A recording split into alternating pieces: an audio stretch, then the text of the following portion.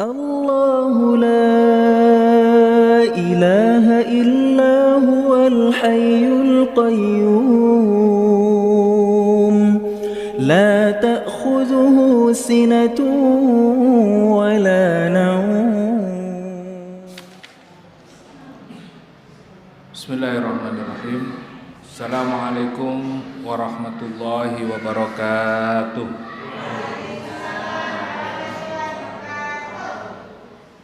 Alhamdulillah, wassalatu wassalamu ala rasulillahi wa ala alihi wa ashabihi wa mawalah.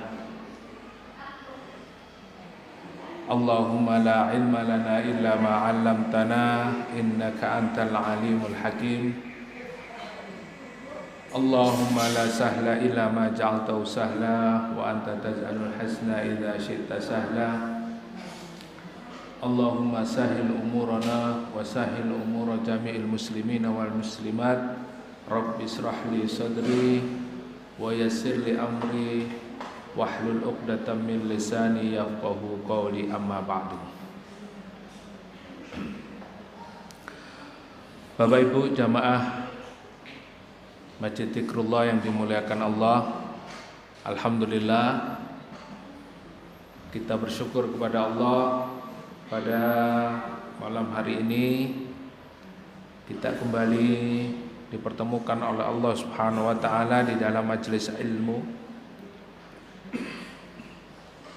di dalam kajian yang kita laksanakan rutin insyaallah setiap Kamis pertama dan Kamis ketiga. Kajian tafsir Al-Quran, di mana Allah Subhanahu wa taala mengajarkan kepada kita tentang banyak hikmah di dalam mentadaburi Al-Quran. Pada malam hari ini insyaallah kita akan melanjutkan kembali materi kita, yaitu masih ada kaitannya dengan ayat sebelumnya, yaitu ayat tentang masalah yang sudah kita kupas tuntas di dalam ayat sebelumnya terkait dengan larangan Allah Subhanahu wa taala kepada orang beriman untuk tidak memakan harta riba. Dan insyaallah ayat yang kita kaji pada malam hari ini masih ada kaitannya dengan ayat sebelumnya, di mana Allah Subhanahu wa taala mengingatkan kepada kita, wattaqu yauman turja'una fihi ilallah tsumma tuwaffa kullu nafsin ma kasabat wa hum la yudlamun. Ayat yang terakhir kemarin yang kita kaji adalah ayat yang mengingatkan kepada kita hendaknya kalian bertakwa kepada Allah, hendaknya kalian takut di mana ada hari yang nanti Allah Subhanahu wa taala akan mengembalikan di dalamnya urusannya semuanya kepada Allah. Tsumma tuwaffa kullu nafsin ma kasabat, dan Allah Subhanahu wa taala mewafatkan semua jiwa, dan Allah Subhanahu wa taala mengembalikan manusia untuk dimintai pertanggungjawaban dari apa yang dia kerjakan, wa hum la yudlamun, dan Allah tidak akan mendoliminya. Ini mengingatkan kepada kita untuk betul-betul di dalam kehidupan hari ini jangan sampai kita terjebak atau terjerumus kepada perbuatan yang diharamkan oleh Allah. Pada ayat Yang lalu kita membahas tentang riba. Dan hari ini kita masuk pada ayat yang sangat panjang. Dan ayat yang kita kaji pada malam hari ini adalah ayat yang terpanjang di dalam Al-Quran. Jadi panjenengan nanti kalau membuka ayat-ayat Al-Quran, ayat yang kita kaji pada malam hari ini, ya, ayat yang paling panjang. Satu ayat, tapi ayatnya sangat panjang. Ada, ya, hanya satu huruf, satu ayat satu huruf, nun, ya. Nah, itu satu ayat satu huruf. Kalau ini, ya, kita buka di dalam mushaf Al-Quran, ayatnya panjang sekali, ya, bahkan satu lembar ini. Nah, ini ayat yang terpanjang yang kita kaji pada malam hari ini. Ayatnya berkaitan tentang apa? Maka kita mulai kajian pada malam hari ini sebagaimana Allah Subhanahu wa taala mengingatkan kepada kita, menyeru kepada kita, A'udzubillahi minasyaitonirrajim, ya ayyuhalladzina amanu. Sebagaimana biasanya Allah Subhanahu wa taala menyeru kepada orang-orang yang beriman, wahai orang-orang yang beriman. Sebagaimana yang selalu kita sampaikan, seruan ini hanya ditujukan kepada siapa? Orang beriman. Selain orang beriman tidak berlaku. Karena hanya orang beriman yang bisa melaksanakan ini. Dengan keimanannya yang kuat, mereka akan sanggup tunduk dan patuh di dalam melaksanakan perintah Allah Subhanahu wa taala. Pada kajian yang lalu, orang-orang beriman dilarang untuk memakan harta riba. Di dalam ayat ini juga diserukan kepada orang-orang yang beriman, idza tadayantum bidainin ila ajalim musamma faktubuhu. Ketika ada seruan kepada orang beriman, pasti ada sebuah perintah yang akan disampaikan oleh Allah Subhanahu wa taala. Maka kalau ada seruan ya ayyuhalladzina amanu, kita harus fokus. Kita harus perhatikan, karena ini dikhususkan untuk kita. Bagi orang yang selain, bagi orang-orang yang di luar orang-orang beriman tidak berlaku perintah ini. Tetapi kalau kita lihat, mereka juga kadang melaksanakan apa yang dilaksanakan oleh umat Islam. Idza tadayantum, di sini Allah Subhanahu wa taala menjelaskan sebuah perintah. Idza tadayantum, apabila kalian tadayantum, melakukan sebuah muamalah. Tadayantum ini apa namanya? Ada disebutkan di dalam kalimat ini ada dua yang melaksanakan muamalahnya, ada ad-da'in wal madin. Siapa mereka?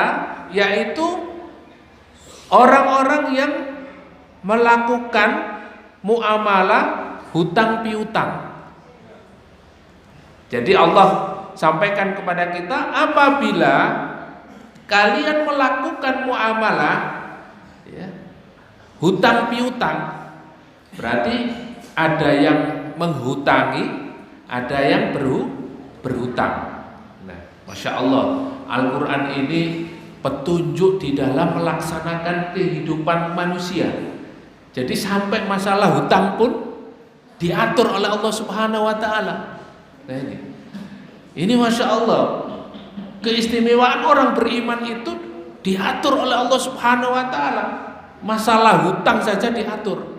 Jadi jangan sampai kita itu dengan masalah hutang pun mengalami sebuah kehidupan yang sengsara karena hutang tidak paham terkait dengan muamalah hutang piutang ini, akhirnya apa? Menyebabkan sengsara, menyebabkan banyak konflik dalam kehidupan, nggak tenang hidupnya dan lain sebagainya.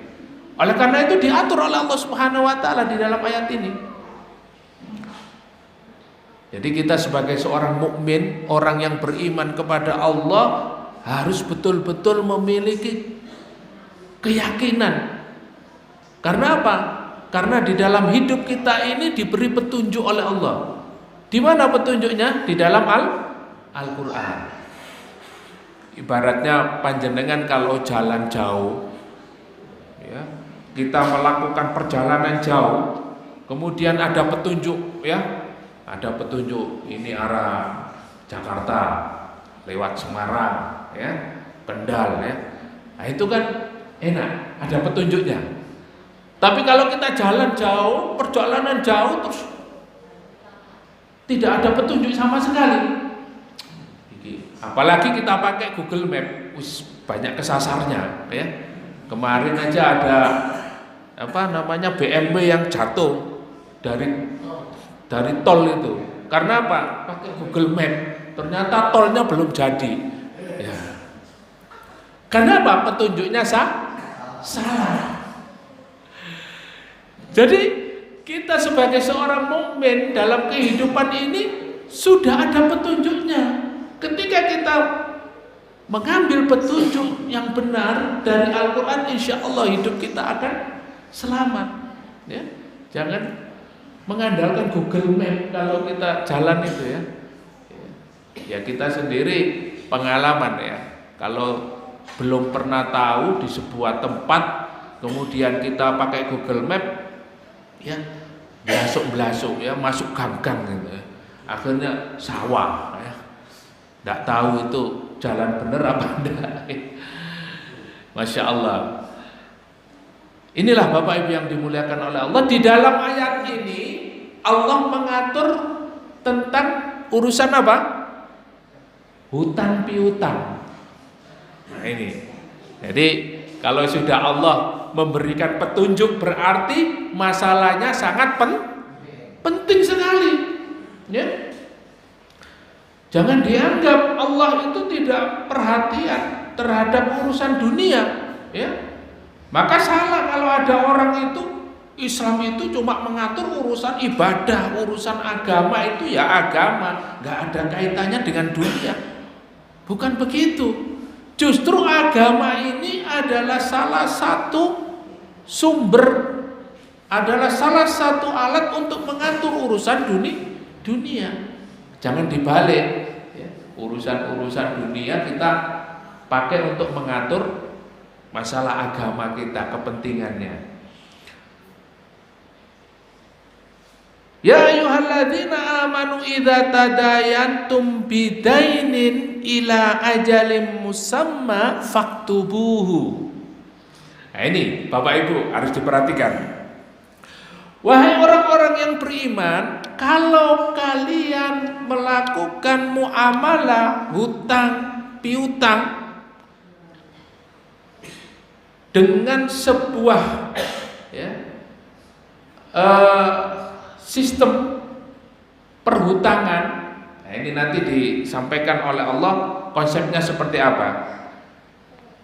Ila ajalin musamma, pada waktu yang sudah ditetapkan, ya, ajal di sini sama, ya, ajal itu adalah batas waktu akhir, ya, juga dipakai untuk ajal manusia. Berarti apa? Batas waktu akhir manusia, ya. Misalnya 60 tahun, ya, 60 tahun, 63 atau 65, ya, 65, 60 detik, 1 menit, ya. Itu ajalnya ya ajal, batas akhir manusia. Di sini juga Allah Subhanahu wa taala menggunakan ila ajalim musamma, ya. Kalau kita melakukan muamalah hutang piutang, kemudian kita tentukan batas akhirnya atau kita tentukan waktunya sampai kapan, faktubuhu. Maka Allah Subhanahu wa taala memerintahkan supaya apa? Supaya ditulis. Jadi kalau kita sudah melakukan muamalah ini, ya, misalnya kita hutang 1 juta, ya, enteng-entengan ya, 1 juta, ya. Iki ditulis apa ora? Wis gak usah. Sampai kapan? 1 juta erek mosok dikei waktu. Wis mosok gak percaya. Percaya. Pemane kanca plek, ya. Pemane dulur dhewe. Apa maneh iki kancane dulurku. Wis pokoke kanca plek lah. Wis. Jadi ada yang melakukan muamalah seperti ini tanpa diberi batas waktu, ya. Nah, tidak masalah, ya, tidak masalah. Tapi orang yang namanya orang itu kadang-kadang dia membutuhkan. Terus kalau nggak ada waktu, misalnya kalau mau nagih, misalnya ngambil, misalnya dia membutuhkan uang itu, terus dia nagih, kira-kira kapan waktunya?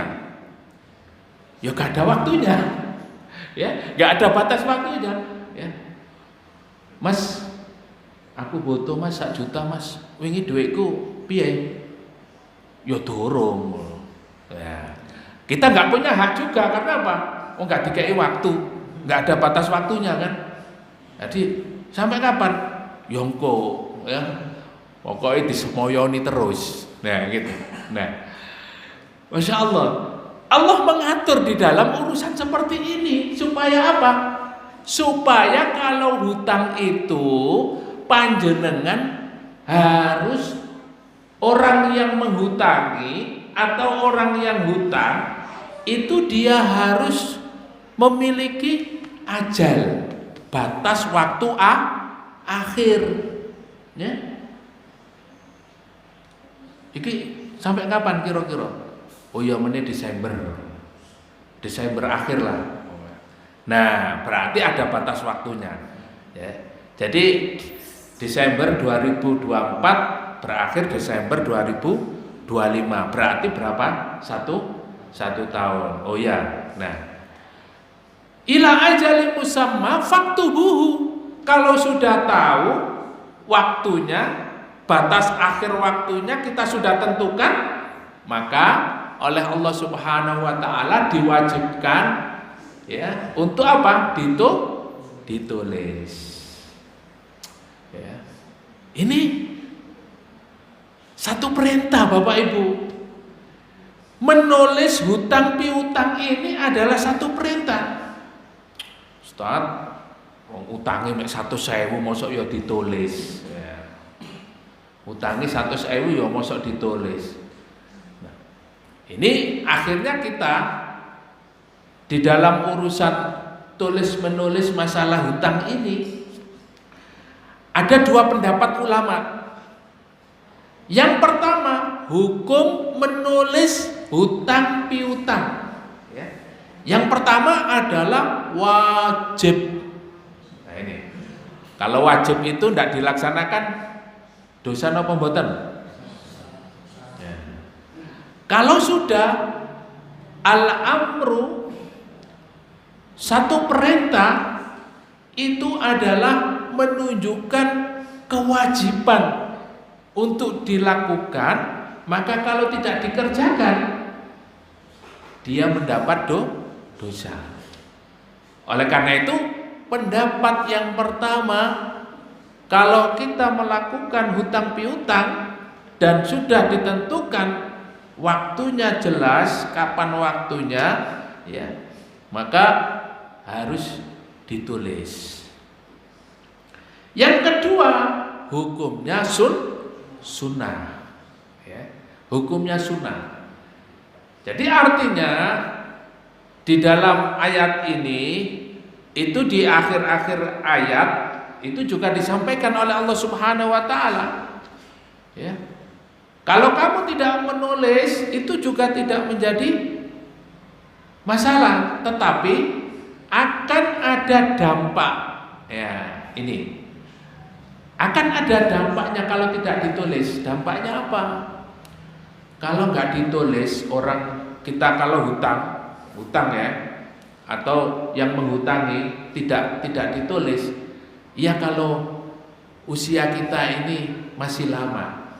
Tapi kalau ditakdirkan oleh Allah pada saat kita berhutang, kemudian kita banyak, pada saat itu hutang-hutang kita menumpuk dan tidak ada tulisan sama sekali, kemudian kita meninggal dunia, tidak ada catatannya, keluarga kita nggak tahu, ya. Yang dihutangi pun tidak menulis, ya. Tidak punya catatan. Nah, akhirnya apa? Dia terbebani meninggal dunia dalam keadaan apa? Hutang. Ketika ada mayat lewat, ya, kemudian siapa ini? Rasulullah bertanya, si fulan ya Rasulullah. Rasul tidak mau nyolati. Kenapa? Karena dia punya hutang. Orang yang hutang itu tanggung jawabnya berat di sisi Allah Subhanahu wa taala. Karena apa? Karena dia memiliki beban, ya, yang harus diselesaikan secara moral, sosial, ya, muamalah. Sehingga orang yang meninggal dunia itu tidak punya tanggungan. Jadi kalau kita hutang itu dicatat, tahu, oh iya. Tapi kalau nggak dicatat, yang dihutangi itu kok gak bayar-bayar sere, iki wis wayahe sepi ngene, kok dintenteni kok gak teko-teko. Begitu didatangi ke rumah, piye Kang? Waduh, lagi sepi ya. Kapan kira-kira? Ya ben-ben ya. Nah, akhirnya apa? Dia tidak bayar-bayar, dan orang yang memberikan hutang ini pun kalau sudah tidak ada catatan, dia juga akan sulit untuk menentukan kapan dia nagihnya dan kapan dia memaksa untuk membayar hutangnya. Yang hutang pun tidak ada catatannya, dia seenaknya sendiri. Akhirnya terjadi konflik, ya. Saudara dengan saudara, ya, gegeran gara-gara utangnya gak dibayar-bayar. Saudara, teman dengan teman, ya, kapan aku utang? Bukti nindi, ya. Mana buktinya? Ya. Iku pas kapanane kok nanggone, ya, kenjeren jalan apa iku terus jam-jame ini kan awakmu tekon, gak di bukti nih. Gak ada bukti, ya. Gak ada bukti.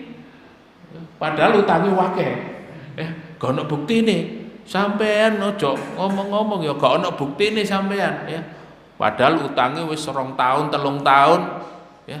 Dia mengharapkan dibayar hutangnya tapi nggak ada catatan, ya amsong, Pak.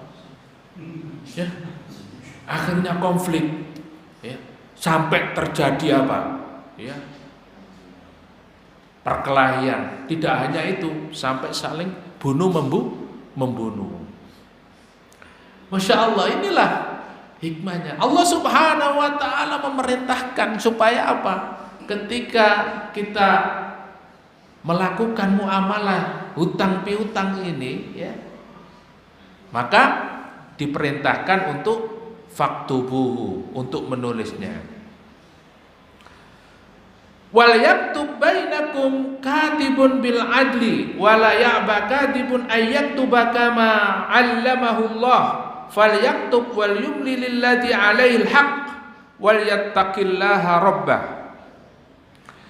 Nah, kemudian Allah Subhanahu wa taala memerintahkan agar ya, kalau misalnya kita tidak memiliki kemampuan untuk menulis ya, kalau sekarang itu mungkin ada pihak ketiga ya, pihak ketiga misalnya supaya nanti saling percaya, tidak ada penipuan atau tidak ada satu hal yang menimbulkan perselisihan, kita datang ke pihak ketiga ya, katib atau seorang ahli juru tulis. Kalau sekarang ini mungkin notaris ya. Nah, notaris. Masya Allah, Allah ini mengatur urusan-urusan seperti ini ya. Nah, pilihlah kata Allah Subhanahu wa taala, pilihlah orang yang menulis hutang piutang itu dengan adil ya. Tulislah dengan adil ya.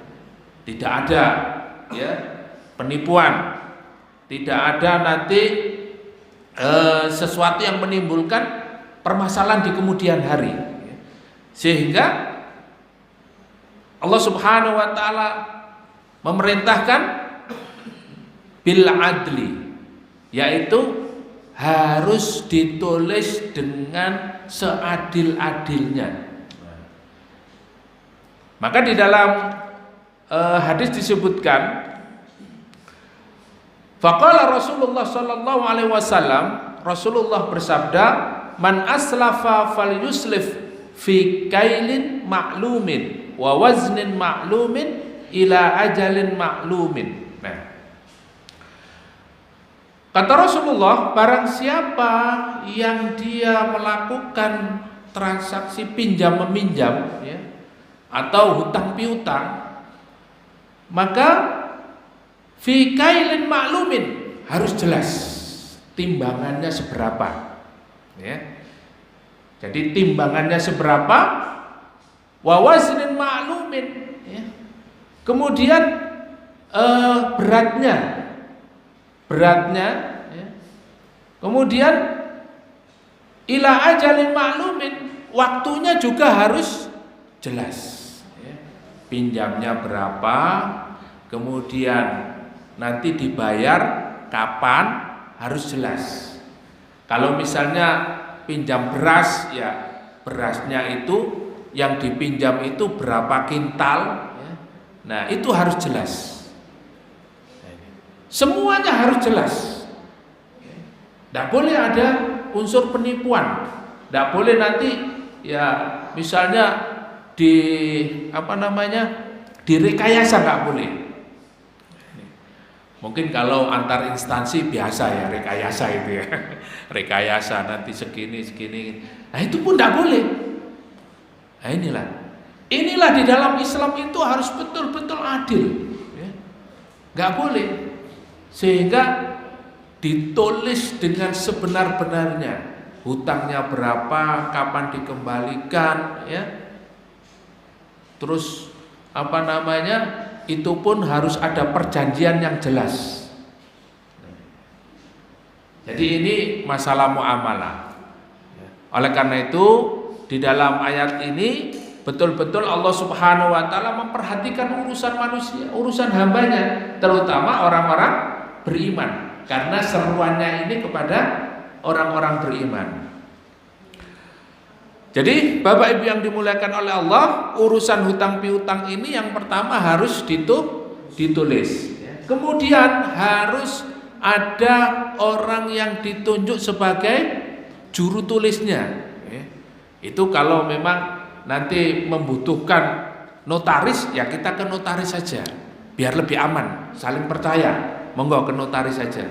Nah, ya ini mungkin kalau ke notaris itu nilainya sudah mungkin MM-an ya. Mungkin nek 1 juta paling gak ditulis sih. Biasa wae lah, apa maneh 100.000 ya. Jadi biasa utang. Nah, mungkin nilainya sudah MM-an itu ke notaris ya. Baik, kita lanjutkan. Jadi kalaupun kita menunjuk pihak ketiga untuk menulis hutang piutang itu kita harus menunjuk seorang penulis yang memiliki kapasitas, ya, punya ilmunya, ya, paham betul tentang ilmu masalah hutang piutang ini. Ya, yang jelas kalau untuk hutang ke bank kemarin sudah pembahasannya sudah selesai, ya. Hutang ke bank, hutang ke Mekar, ya, kemarin sudah dibahas semua, ya. Sudah selesai, ya. Jadi ya, kalau hutang seperti itu sudah, itu resikonya sangat berat, ya, sangat besar. Tetapi ini kalau kita melakukan muamalah hutang piutang, Allah juga mengatur supaya tidak terjadi konflik di kemudian hari antar anak dengan orang tua, antar saudara dengan saudaranya, sahabat dengan sahabat, dengan tetangga, supaya tidak terjadi konflik, ya, permusuhan, pertengkaran, maka harus dijaga. Dengan apa? Ya, paling enggak ditulis supaya ingat hutangnya berapa, nanti tempo jangka waktunya mau mengembalikan, ya, berapa lama, itu sudah tercatat, ya, sudah tercatat.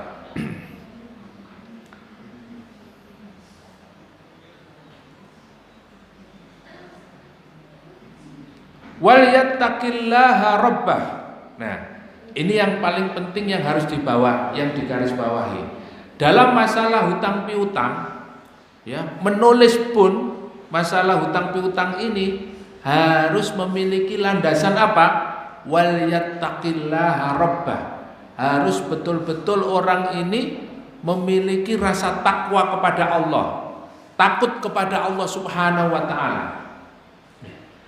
Apa urusannya hutang piutang dengan, ya, mengaitkannya dengan urusan Allah, dengan urusan agama? Nah, inilah bedanya kita dengan orang-orang yang tidak beriman kepada Allah, ya. Kalau kita sebagai seorang mukmin, orang-orang yang beriman kepada Allah Subhanahu wa taala, tentu kita mengkaitkan segala sesuatu ini kepada Allah, ya. Karena apa?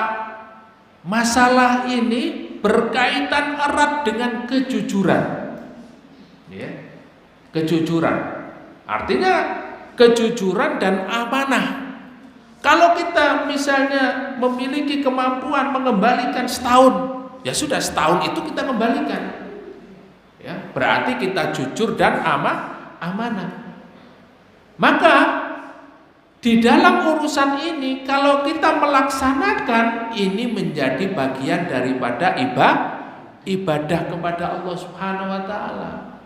Jadi kita mendapat pahala ketika kita menghutangi orang yang berhutang kepada kita, itu pahala. Kenapa? Karena kita menulisnya, mencatatnya, kita menjaga supaya tidak terjadi konflik, ya. Kemudian kita membantunya karena apa?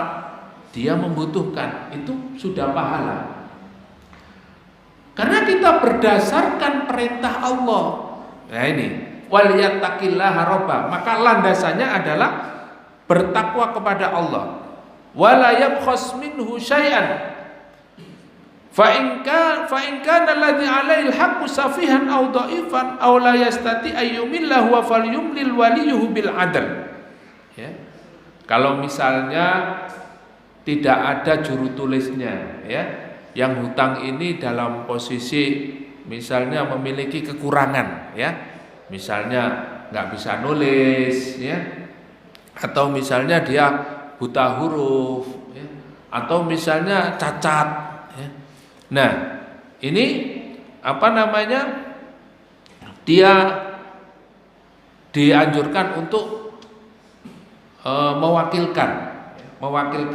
Nah ini, ya, kalau Bapak Ibu misalnya dalam posisi melakukan muamalah ingin berhutang kepada seseorang, kemudian kita tidak tahu cara tulis menulisnya atau bagaimana perjanjiannya dilakukan, nah maka kita menunjuk orang lain. Ini perintah Allah, ya. Ini untuk menjaga supaya kita aman, ya, aman dan melakukan muamalah ini tidak ada terjadi gesekan, tidak ada konflik di antara kita. Wastashhidu syahidaini min rijalikum. Nah, maka lebih aman lagi kalau kita melakukan satu muamalah. Allah mengatakan, menganjurkan kepada kita untuk menunjuk agar ada saksi. Saksinya dari siapa? Min rijalikum, dari di kalangan kalian, dari orang laki-laki, 2 orang laki-laki, ya. Fa illam yakuna rajulaini farajulun wa imra'atani mimman tardawna minasyuhada'i. Kalau tidak ada 2 laki-laki sebagai saksi, maka tidak mengapa 1 laki-laki dan 2 perempuan. Masya Allah, ya. Jadi saksi itu kalau dalam urusan nikah, dalam urusan yang lain-lain tidak boleh saksi itu dari perempuan. Tapi untuk masalah urusan hutang piutang ini, kata Allah Subhanahu wa taala, tidak apa-apa. Kalau memang tidak ada orang laki-laki, ya, 1 laki-laki dan 2 orang perempuan, maka nggak apa-apa, bisa menjadi saksi. Jadi kalau kita di Indonesia ini mazhab Syafi'i, ya, di dalam urusan saksi, ya, harus dari kalangan laki-laki, ya, wajib laki-laki, nggak ada perempuan. Tapi dalam urusan, ya, hutang piutang, masalah dunia ini, masalah seperti ini, dibolehkan saksi itu dari kalangan wanita, 1 laki-laki wa imra'atani, dan 2 perempuan, mimman tardawna, yang kamu pilih. Mim minasyuhada'i antadilla ihdahuma fatudzakkira ihdahumal ukhra. Wala ya'ba syuhada'u idza ma du'u wala tas'amu an taktubuhu, ya. Jadi yang pertama kita menulisnya, yang kedua kita memilih apa? Memilih orang yang mencatatnya, ya. Jadi kalau memang bisa ditulis sendiri, ditulis berdua, ya, sebagai perjanjian antara kita, antara yang menghutang, ya, antara yang menghutang dan orang yang dihutangi, ya. Kemudian kalau memang nanti mungkin nilainya cukup besar, kemudian nanti kita khawatir, ya, maka ditunjuk orang yang menulisnya. Nah, yang ketiga ini kita dianjurkan untuk apa? Memilih saksi, ya, untuk disaksikan. Jadi kalau dalam surat perjanjian itu, ya, ada pihak pertama, pihak kedua, kemudian di bawahnya ada saksi. Nah, saksi itu harus 2 orang laki-laki, ya, cukup 2 orang laki-laki cukup. Kalau nggak ada 2 orang, 1 laki-laki, 2 perempuan, berarti 3, ya. 1 orang laki-laki, kemudian nama perempuan, 2 orang perempuan menjadi saksi. Kalau ada 2 laki-laki cukup, ya. Tapi kalau cuma 1 laki-laki, berarti ditambah lagi 2 perempuan. Nah, jadi biasanya seperti itu. Pihak pertama, pihak kedua, kemudian saksi-saksi. Nah, ini apa? Untuk menguatkan. Kemudian Allah Subhanahu wa taala menyampaikan di dalam ayat selanjutnya, di dalam ayat ini, wala tas'amu an taktubuhu saghiran aw kabiran ila ajali. Nah, ini penting, Bapak Ibu. Ini perlu diperhatikan, ya. Ketika tadi kita menyampaikan tentang masalah hutang piutang yang ditulis, yang ada saksinya, maka Allah Subhanahu wa taala sampaikan kepada kita wala tas'amu. Panjenengan dalam urusan ini, untuk menulis utang piutang ini, untuk memilih siapa yang menulis dan memilih saksi. Walatas amu, jangan bosan. Walatas amu antak tubuhu, kamu jangan bosan untuk menulisnya, untuk menulis. Ya. Sohiron au kabiron ila ajali, baik yang hutangnya sedikit atau kecil, sohiron hutangnya kecil atau besar, au kabiron ila ajali, sampai ada batas waktu kapan dia menentukan batas akhirnya. Nah, jadi kita tidak boleh bosan untuk menulis. Ya. Jangan mentang-mentang hutangnya nggak seberapa, wis utang sidik ae kok ya dicatet rek, wis gak usah bohong. Nah, ini kadang-kadang kita meremehkan ya. Padahal ya supaya tidak terjadi nanti iki mau kapan ya temponya kita ngasih jangka waktu untuk pembayaran hutangnya itu kapan ya? Nggak ditentukan, ya. Nggak ada ketentuan. Jadi ya kita mau narik atau kita nagih hutang itu juga nggak enak. Kapan ya? Nggak ada batas waktunya. Nah ini. Terus meskipun kecil, kata Allah Subhanahu Wa Taala, harus ditulis. Ya, harus ditulis supaya apa? Supaya ingat dan tidak terjadi konflik. Ya. Apa maneh saiki golek kerjaan angel. Ya, urusan ekonomi ini diatur oleh Allah Subhanahu Wa Taala supaya apa? Kita itu memiliki prinsip jujur dan amanah. Ya. Bertakwa kepada Allah, takut kepada Allah Subhanahu Wa Taala. Kalau orang berdagang, orang hutang, ya, yang menghutangi itu dia bertakwa kepada Allah Subhanahu Wa Taala, urusan ekonomi ini lancar. Kenapa? Amanah semua, jujur. Ya, misalnya nyele, ya, Kak, ya lumayan lah. Misalnya 30 juta gitu ya. Bayar kapan Pak? Insya Allah 6 bulan lah setengah, ya, 6 bulan 30 juta 6 bulan. Kalau orangnya itu jujur, amanah, ya, itu tenang, ya.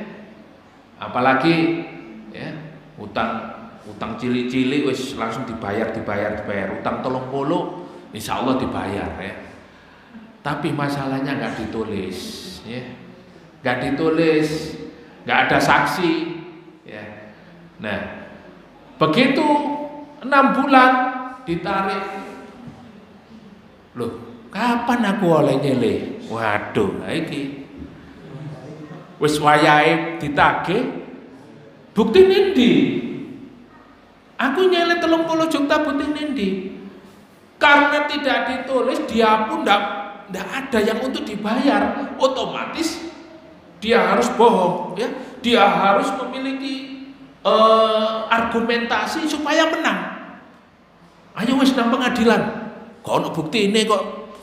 Ya, kapan aku utang sakmono nang sampean? Waduh ya. Sing diutangi bingung ya. Waduh iya, kapan? Wis lupa, apalagi lupa ya. Lupa tempatnya, lupa tanggalnya, lupa harinya. Waduh, gak ono saksine. Nah, inilah yang dikhawatirkan. Dan ini Allah Subhanahu Wa Taala memperhatikan betul manusia ini tempatnya apa? Salah dan lupa. Al insanu makhalul khata' wan nisyan. Ya. Manusia itu tempatnya salah dan tempatnya lupa. Nah, ini harus diingat. Manusia itu tempatnya salah dan lupa. Jangankan kita, ini memang ya.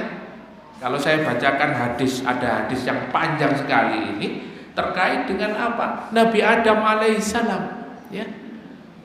Ketika punggungnya ya di apa namanya? Beliau itu melahirkan atau dari keturunan beliau itu manusia ini, dan beliau juga ya melakukan sebuah kesalahan, ya, yaitu makan buah khuldi, sehingga dikeluarkan oleh Allah Subhanahu wa taala dari surga, ya. Ini berarti apa? Karakter manusia itu memang dia melakukan sebuah kesalahan, ya. Dan Nabi Adam pun lupa, ya, ketika ditanya, ya, ada seorang yang datang, dia ditanya, siapa itu? Itu adalah Daud, Nabi Daud, ya, yang usianya 60 tahun. Nah, Nabi Daud itu nanti dia akan ditambah usianya, ya, 40 tahun, genap 100 tahun, itu dari usianya Nabi Adam yang 1000 tahun. Nah, begitu apa namanya, Nabi Daud ini usianya sudah 60 tahun, ya, ajalnya tiba, ditambah 40 tahun oleh Allah Subhanahu wa taala. Adam lupa, loh, gak bisa, ya, usia saya 1000 tahun, ya.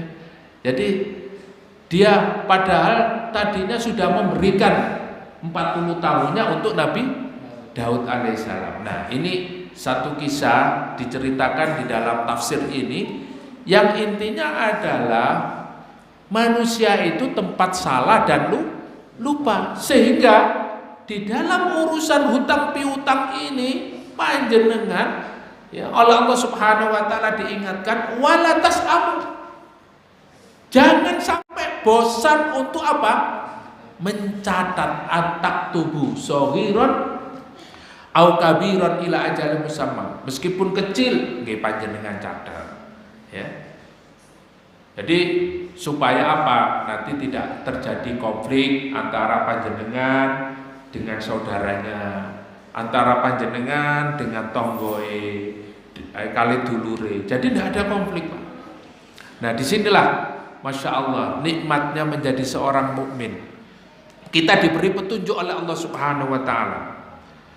Dzalikum aqsatu 'indallahi wa aqwamu lisyahadah wa adna alla tartabu illa an takuna tijaratan hadiratan tudirunaha bainakum falaisa 'alaikum junahun alla taktubuha.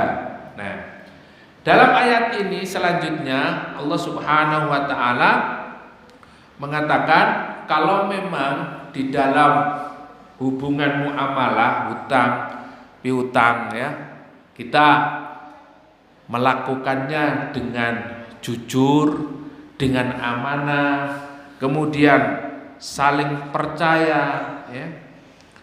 Nah, ini juga seperti jual beli, ya, seperti jual beli. Di dalam urusan jual beli, ya, kita sudah nyaman dengan apa namanya pelanggan kita, ya.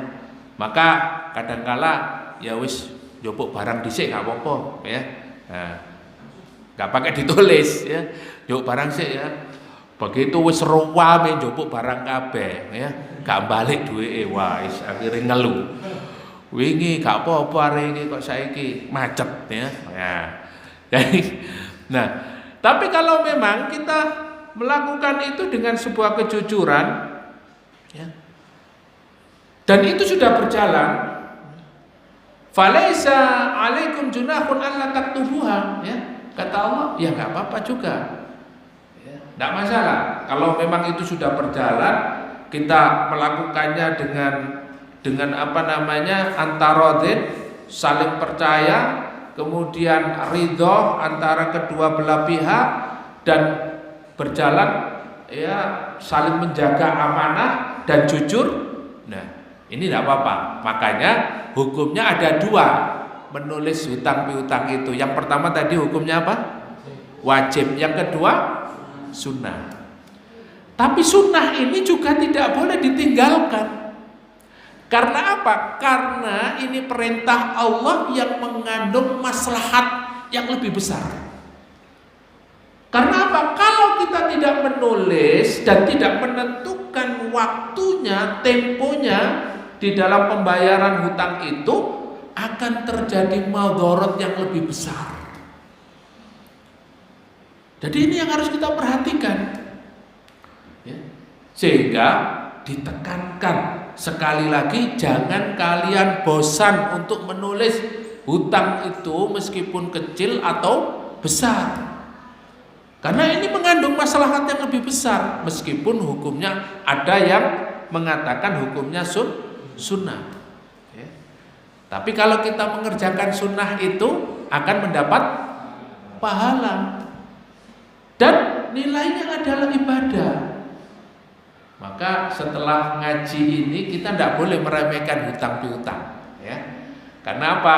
Nanti ketika kita meninggal dunia, ya, kalau misalnya kita punya hutang ke Pak Haji siapa gitu, Pak Haji itu punya catatannya.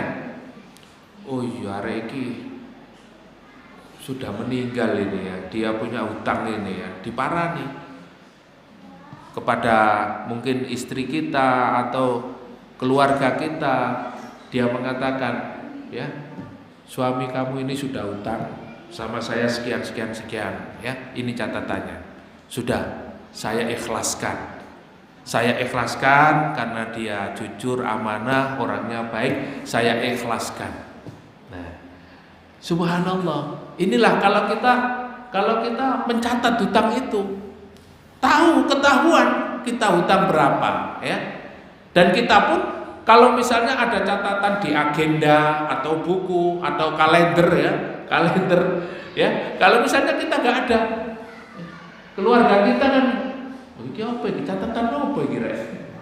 Oh, ya, nulis 100 gurine ono JT, wah, 100 terus di pas iki Desember tanggal 30. Nah, iki jadi ada yang tahu gitu, kita punya tanggungan hutang. Supaya apa? Supaya kalau ada hisab nanti kita tidak ditangguhkan, ya. Sing liyane wis mlebu swarga, ini masih, ya, tolong. Kenapa? Karena hutangnya enggak dilunasi, ya. Masih ada tanggungan. Tanggungan apa? Hutang. Ya. Keluarga kita sudah semuanya sudah masuk surga semua, kita masih hisabnya ditangguhkan oleh Allah Subhanahu wa taala. Karena apa? Hutang. Makanya ayat hutang ini kata para ulama ayat yang terakhir diturunkan kepada Rasulullah. Supaya apa? Supaya kita perhatian betul. Kenapa? Amal kita banyak, ya, amal soleh kita banyak, kemudian kita punya tanggungan hutang ini. Hisab kita ditangguhkan oleh Allah Subhanahu wa taala. Loh, kan iman ini, ya. Iman sekali. Makanya, ya, masih urip pas-pasan gak duwe utang, ayem adem, ya. Daripada urip gaya-gayaan utange akeh. Wah, jelas uripe gak tenang, ya. Ya mungkin di hadapan manusia dia merasa kaya, dia merasa gonta-ganti mobil, rumahnya sana sini, ya. Tapi gak ngerti ini cicilan kabeh. Di hadapan manusia dia dihormati, dia dianggap orang yang berpunya. Tapi ternyata hutang, ya. Ketika meninggal dunia tanggungannya banyak. Disinilah kenapa kita ini harus berhati-hati dengan masalah hutang, ya. Karena apa? Karena nanti hisab kita ditangguhkan oleh Allah Subhanahu wa taala. Sing liyane padha mlaku cepet, ya, langsung wes seperti kilat masuk surga. Iki sih, ya, masih ngos-ngosan, ya, tolong, masih minta tolong. Karena apa? Ya, hisabnya ditangguhkan oleh Allah Subhanahu wa taala. Jamaah yang dimuliakan Allah, kemudian di dalam ayat ini, ya, tadi sudah dijelaskan. Jadi panjenengan ndak apa-apa enggak nulis hutang, enggak menulisnya, tetapi dengan jaminan apa? Sudah berjalan ya sekian lama dan itu di atas pondasi apa? Kejujuran dan amanah dan dilandasi dengan takwa kepada Allah Subhanahu wa taala. Tapi kalau lebih amannya, lebih bagusnya menghindari madarat yang lebih besar, ditulis ya. Baik. Wa ashidu idza tabaya'tum ya. Wala yudaru katibun wala syahidun wa in taf'alu fa innahu fusukum bikum wattaqullaha wa yu'allimukumullah wallahu bikulli syai'in alim ya. Insyaallah ya, pelan-pelan ayat yang panjang ini, ayat yang terpanjang di dalam Al-Qur'an ya, ternyata habis juga ya. Rencana saya itu mau tak bagi tiga sesi gitu ya. Sesi pertama Kamis ini, sesi kedua nanti pertemuan berikutnya, sesi ketiga. Kok terlalu dawa ya, ngaji surat Al-Baqarah ini kok wis petang tahun gak mari-mari ya. Nah, malah ada yang baru datang ini ya. Ini yang lain sudah 4 tahun ini Pak. Tapi ya begini nih ngajinya ya. Jadi kita di dalam interaksi dengan Al-Quran itu ada 4 cara ya. Para ulama memberitahukan kepada kita, yang pertama adalah dengan membaca ya, membaca. Kemudian yang kedua adalah dengan menghafal ya. Kadang orang itu belum bisa membaca Al-Quran, juga tidak semua orang mampu menghafal Al-Quran. Tetapi bukan berarti dia tidak bisa menjadi ahlul Quran. Ada cara yang kedua, yaitu apa? Mentadaburi Al-Quran, belajar ya. Di majelis-majelis ilmu didatangi, dia belajar dengan para kiai, para ustadz ya. Dia mentadaburi Al-Quran ya. Mempelajari artinya, mempelajari tafsirnya, memahami Al-Quran, dan yang keempat adalah mengamalkan. Nah, ini semuanya ahlul Quran ya. Baik yang membacanya, baik yang menghafalkannya, baik yang belajar Al-Quran seperti hari ini ya. Kemudian yang mengamalkan, panjenengan di rumah, kemudian berbuat baik dengan istri dan keluarga, kemudian bekerja, itu juga mengamalkan Al-Quran, dan panjenengan menjadi ahlul Quran. Nah, disinilah kita pentingnya memahami ya. Maka di dalam ayat ini disebutkan wattaqullaha wa yu'allimukumullah. Kalau panjenengan bertakwa kepada Allah, mengembalikan urusan ini semua kepada Allah Subhanahu wa taala, artinya mengamalkan syariat Allah, menjalankan semua perintah-perintah Allah Subhanahu wa taala dalam kehidupan ini, wa yu'allimukumullah. Allah akan menjadikan kalian berilmu. Allah akan mengajarkan kepada kalian ilmu-ilmu yang lainnya. Masya Allah. Kedatangan panjenengan di majelis-majelis ilmu ini adalah satu pintu di mana Allah akan membukakan pintu-pintu yang lain, di mana kita akan mendapatkan ilmu yang banyak. Oleh karena itu, salah satu yang menjadi penyebab orang itu dimudahkan Allah Subhanahu wa taala menuju ke surganya Allah adalah mereka berilmu. Para nabi berilmu. Pengikut-pengikut para nabi adalah orang-orang berilmu. Nah, kita ini setiap sholat, setiap hari membaca Al-Fatihah. Di dalam Al-Fatihah ada doa, ihdinas siratal mustaqim. Ya Allah, berikan aku petunjuk ke jalan yang lurus. Jalan yang lurus ini jalannya siapa? Siratal ladzina an'amta alaihim, yaitu jalan orang-orang yang engkau beri nikmat. Siapa yang diberi nikmat oleh Allah? Di dalam tafsirnya, penjelasan para ulama mengatakan ada 4 yang diberi nikmat oleh Allah Subhanahu wa taala. Siapa mereka? minan nabiyyina wasyuhada'i was-solihina was-siddiqina. Di dalam surat An-Nisa itu disebutkan bahwa mereka yang diberi nikmat oleh Allah itu adalah para nabi. Para nabi ini diberi nikmat oleh Allah Subhanahu wa taala dan mereka adalah ahlul ilmi, orang-orang yang berilmu, orang-orang yang mengenal Allah, orang-orang yang mentauhidkan Allah, orang-orang yang memperjuangkan agama Allah. Ya. Jadi kalau kita membaca sejarah para nabi, ya, itu mereka para pejuang semua. Mereka mendakwakan ajaran Allah, la ilaha illallah. Mereka mengajak umat ini mentauhidkan Allah. Tapi ujian mereka juga besar. Siap menjadi pengikut para nabi, Bapak Ibu? Jaminannya surga. Jaminannya surga, tapi ya ujiannya besar, ya. Ya dicelatu wong, ya diremena wong, ya. Ya, kita diolok-olok oleh orang-orang yang tidak suka dengan kita. Biasa, ya.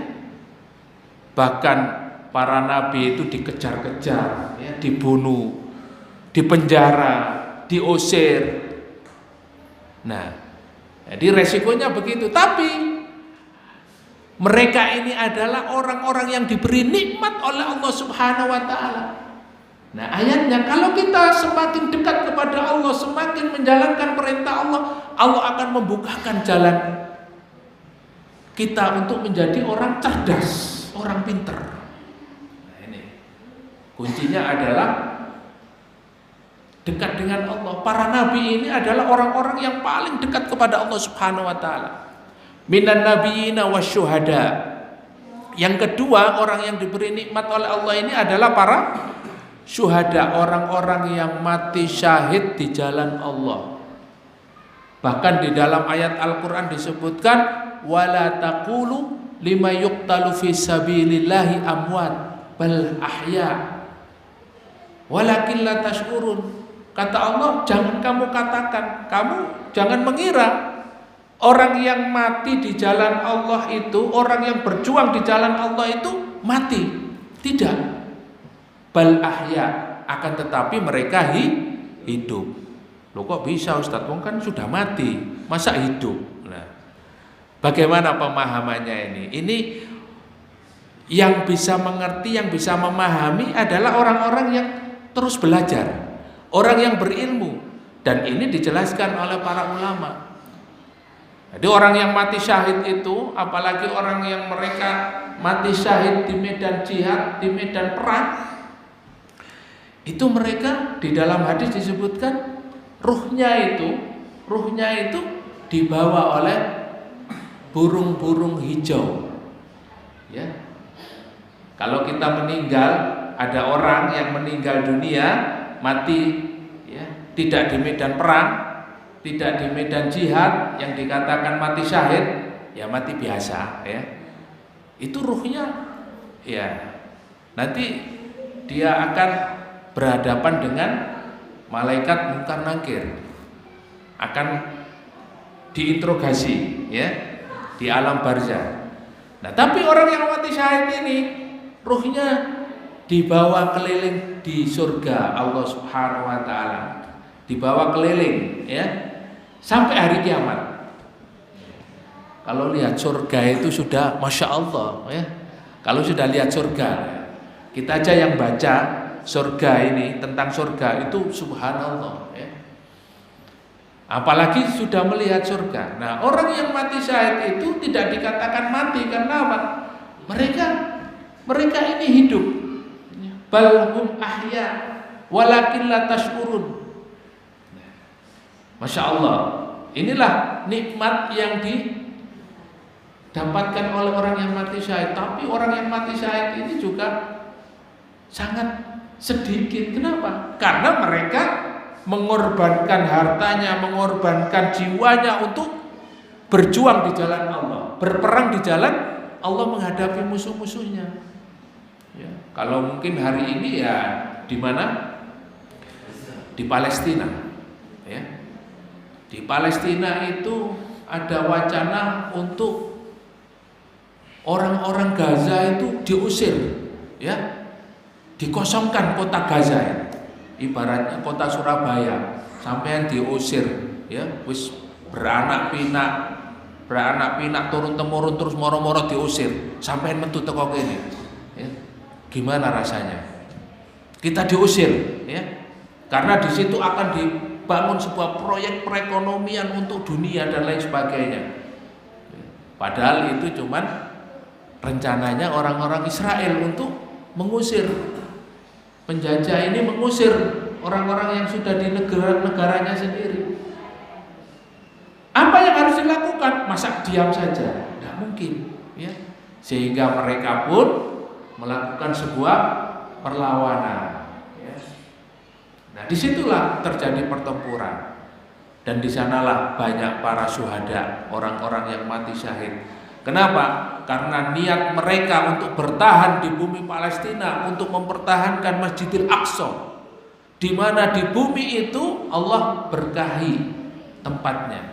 Ya. Subhanalladzi asra bi 'abdihi lailan minal masjidil haram ilal masjidil aqsa alladzi barakna haulahu. Ya. Jadi Masjidil Aqsa ini disebutkan di dalam Al-Qur'an dan diberkahi. Di sekelilingnya itu diberkahi. Jadi mereka pun yang paham tentang ayat ini dan tentang keberkahan bumi Palestina di negeri Syam, ya nggak mungkin mereka itu mau keluar, ya. Wong matinya di sana itu barokah. Nah ini, ya. Apalagi mati ditembak Israel, masya Allah, syahid. Dan kalau kita cerita, ya, karomah atau syahidnya mereka itu, masya Allah banyak, ya, banyak sekali cerita-cerita yang luar biasa. Nah, yang kedua, orang yang diberi nikmat oleh Allah itu adalah orang-orang yang siddiqin, orang-orang yang jujur. Maka Bapak Ibu, kalau kita terus belajar dan bertakwa kepada Allah, semakin dekat kepada Allah, wa yu'allimukumullah, Allah terus akan memberikan ilmu kepada kita. Allah akan memberikan kecerdasan kepada kita. Tapi nek nang omah ngopi, turu, mangan, ya. Wis pokoke metu tuku mangan, ya. Terus duit teko ndi utang maneh. Ya. Urip ngono tok ae ya. Ya endi pinter. Ya enggak ada, kita diberikan oleh Allah kecerdasan, kepintaran. Ya semakin hari semakin, ya. Makanya istiqomah itu berat. Yang ringan itu apa? Istirahat. Jadi panjenengan istiqomah di dalam thalabul ilmi, istiqomah untuk belajar, hadir di majelis-majelis taklim ini berat, Pak. Tapi kalau kita niatkan untuk ibadah dan kita senang di dalam mengerjakannya, nggak ada yang berat. Dari jauh pun datang. Ringan semuanya. Karena apa? Kita senang. Apalagi sudah mencintai Allah, ya. Kalau kita mengetahui hadisnya, siapa yang membaca dan mempelajari Al-Quran di dalam masjid, Allah akan menurunkan ketenangan, Allah akan menurunkan apa? As-sakinah, ketenangan di dalam hatinya dan keberkahan di dalam kehidupannya, ya. Namanya barokah itu dapat kebaikan, ya. Biasanya mari ngaji ngene oleh rawon, ono soto, ono kopi, ya. Engko mulai ngerti-ngerti ono sing ngeteri, ya, ngeteri hadiah, ya. Sapa ngerti wis ngaji petang tahun kok ono sing nawari umroh. Nah, ada yang memberikan jalan untuk berangkat haji. Nah, ini sesuatu yang sangat mudah bagi Allah Subhanahu wa taala. Karena apa? Berkah, ya. Apalagi malaikat selalu apa? Mendoakan dan menaungi kita di majelis-majelis ilmu. Kemudian apa? Wa yadhkur, dan menyebut-nyebut nama-nama kita di hadapan Allah Subhanahu wa taala. Ya Allah, Pak Tejo, ya Allah, Pak Tejo, ya Allah. Selalu disebut malaikat. Kenapa? Karena di majelis-majelis ilmu. panjenengan nggih disebut semua. Ya. Sing nang warung kopi disebut ya ora, ya. Sing nang omah disebut enggak, ya. Yang disebut itu adalah yang disebutkan di dalam hadis itu, barang siapa yang mempelajari Al-Qur'an di dalam masjid, ya, di dalam masjid. Ya. Jadi kita belajarnya ini di dalam masjid. Kita mempelajari Al-Qur'an. Ya. Masya Allah, itulah orang-orang yang jujur, orang-orang yang betul-betul dia itu memiliki keinginan yang kuat untuk bersama Allah. Orang-orang yang jujur itu hari ini sangat sulit, ya. Orang-orang yang jujur hari ini sangat sedikit sekali, ya. Baik yang orang masyarakat awam, ya. Apalagi di pejabat-pejabat tinggi, ya. Yang jujur itu sulit, Pak, ya. Sekarang semuanya penuh dengan tipuan, ya. Semuanya dengan rekayasa, ya. Foto saja sekarang ada filternya, ya. Diedit, ya.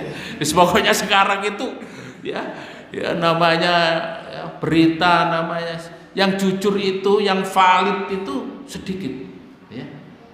Yang muatan kebenarannya 100% adalah Al-Qur'an. Kalau kita belajar Al-Qur'an, insya Allah menjadi orang yang jujur, ya. Kalau kita baca-baca tulisan-tulisan, ya kita akan mendapatkan banyak ilmu. Tapi namanya manusia itu tempatnya salah dan lupa. Pasti ada kesalahannya. Tapi kalau kita belajar Al-Qur'an, fa insya Allah kita akan diarahkan oleh Allah Subhanahu wa taala. Dan orang yang diberikan nikmat oleh Allah yang terakhir adalah minas solihin, adalah orang-orang yang soleh. Maka doa kita supaya terus ihdinas siratal mustaqim siratal ladzina an'amta alaihim, bersama para nabi, bersama para syuhada, bersama orang-orang yang jujur, bersama orang-orang yang soleh. Mudah-mudahan kita semuanya yang hadir di sini menjadi bagian daripada orang-orang yang soleh. Dan mudah-mudahan Allah wafatkan kita dalam keadaan husnul khatimah. Inilah yang kita harapkan, Bapak Ibu, ya, di dalam perjalanan kehidupan kita hari ini yang mungkin kita nggak tahu ajal, ya. Tadi kita membahas ajal, batas akhir, ya. Batas akhir umur manusia dan batas akhir membayar hutang. Nah, ini ya, ajal itu bukan hanya batas akhir umur manusia, tapi nih sampean utang itu mesti ono ajal. Nah, ojo lali ajalnya ditentukan, ya. Kapan bayare, ya, ditulis, ya. Jadi inilah yang paling penting di dalam kehidupan kita. Wallahu bikulli syai'in alim. Di dalam ayat ini Allah menutup dengan kalimat bahwa Allah Subhanahu wa taala, ya, bikulli syai'in alim, mengetahui segala sesuatu yang kita kerjakan. Jadi panjenengan berbuat sekecil apapun, Allah akan balas dengan kebaikan-kebaikan. Begitu juga kalau kita memiliki niat jahat atau melakukan kejahatan sekecil apapun, akan dibalas oleh Allah. Wa may ya'mal misqala dzarratin khairan yara wa may ya'mal misqala dzarratin syarran yara. Maka kebaikan sekecil apapun yang kita kerjakan, kita akan diberi balasan, ya. Apalagi datang ke majelis ilmu ini bukan kebaikan kecil. Ini adalah thalabul ilmi yang oleh ulama disejajarkan, ini adalah sama dengan jihad fisabilillah. Kenapa? Kalau orang mau berperang, orang mau berjihad, orang mau berjuang, kalau nggak ada ilmunya, nanti ngawur akhirnya. Makanya orang yang belajar menuntut ilmu agama ini disamakan oleh Allah, oleh para ulama. Ada yang menyamakan derajatnya seperti orang berjihad di jalan Allah.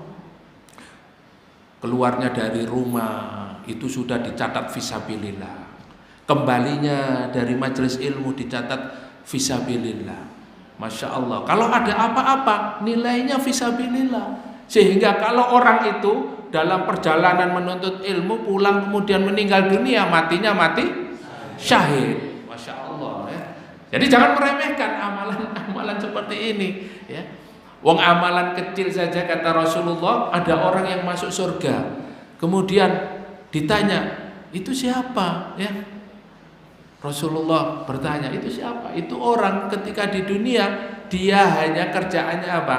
Menyingkirkan ranting di jalan, menyingkirkan ranting yang menghalangi jalan itu ya. Jadi jalan terus kok ono ya ranting atau apa namanya batu-batu disingkirkan, menyingkirkan ya dari jalan supaya apa? Orang itu bisa jalan leluasa, maka dia bisa masuk surga. Ada wanita yang hanya memberikan minum ya binatang seekor anjing, dia bisa masuk surga. Maka jangan meremehkan amalan-amalan yang kecil. Wallahu bikulli syai'in alim. Allah mengetahui semua apa yang kita kerjakan. Mudah-mudahan apa yang kita kaji pada malam hari ini bermanfaat dan menjadi ilmu yang menjadi syafaat kelak di akhirat, dan kita semuanya berharap urusan kita dimudahkan oleh Allah. Hutang-hutang kita dilunasi oleh Allah Subhanahu wa taala. Orang-orang yang sakit hari ini, keluarga kita, orang tua kita, saudara kita disembuhkan oleh Allah Subhanahu wa taala. Dan kita juga berdoa kepada para mujahid yang berjuang di sana agar Allah memberikan pertolongan dan kemenangan kepada mereka. Amin amin ya rabbal alamin. Dan Allah Subhanahu wa taala mudah-mudahan mewafatkan kita dalam keadaan husnul khatimah. Amin. Mari kita akhiri kajian kita ini dengan hamdalah dan doa kafaratul majlis. Alhamdulillahirabbil alamin. Subhanakallahumma wa bihamdika asyhadu an la ilaha illa anta astaghfiruka wa atubu ilaik. Barakallahu fikum. Wassalamu alaikum warahmatullahi wabarakatuh.